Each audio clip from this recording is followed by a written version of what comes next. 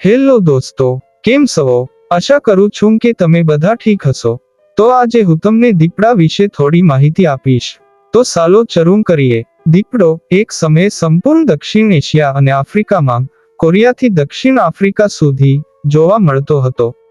પરંતુ શિકાર અને આવાસના કારણોસર હવે આ પ્રાણી ફક્ત આફ્રિકાના સહારાના થોડા વિસ્તારમાં ભારત, પાકિસ્તાન, મલેશિયા અને ચીનમાં જોવા મળે છે.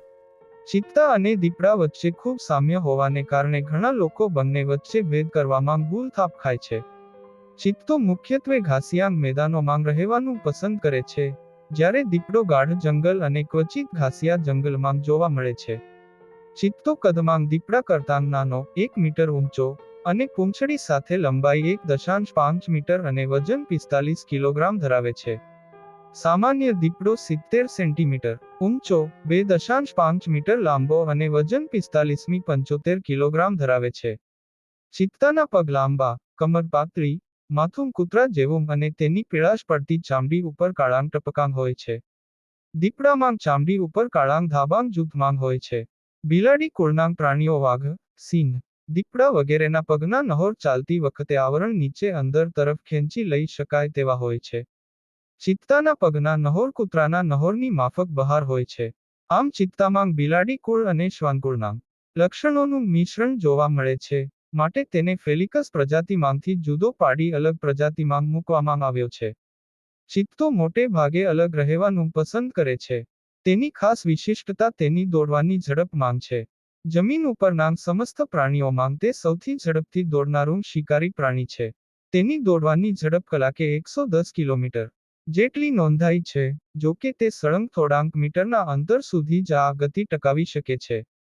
આ કારણથી તે પ્રથમ શિકારને છુપાઈને લક્ષ્ય કરે છે, અને અમુક અંતરમાં શિકાર આવતાં જ ઝડપથી તેને પકડી પાડે છે.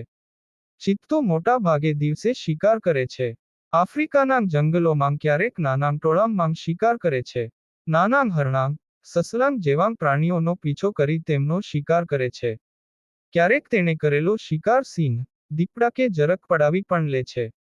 ઝિમ્બાબ્વે, આફ્રિકાનો નો ચિત્તો કિંગ ચિત્તાથી ઓળખાય છે. એક જમાનામાં ચિત્તા આફ્રિકાના ઘાસિયા પ્રદેશોમાં, મધ્ય અને દક્ષિણ એશિયા તથા ભારતમાં પણ જોવા મળતા હતા. હાલમાં ચિત્તા માત્ર મધ્ય અને પૂર્વ આફ્રિકા તથા ઈરાનમાં જોવા મળે છે.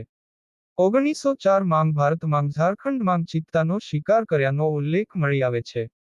આફ્રિકામાં 12,000 અને ઈરાનમાં 60 ચિત્તા છે. માદા ચિત્તા 3 માસ ગર્ભાવસ્થા ધારણ કરી 2 થી 4 બચ્ચાંને જન્મ આપી શકે છે. તેના મોટા ભાગના બચ્ચાં જરખ, દીપડા કે સિંહનો ભોગ બને છે. જે બચે છે, તે માતા પાસે 15 માસ સુધી સાથે રહે છે.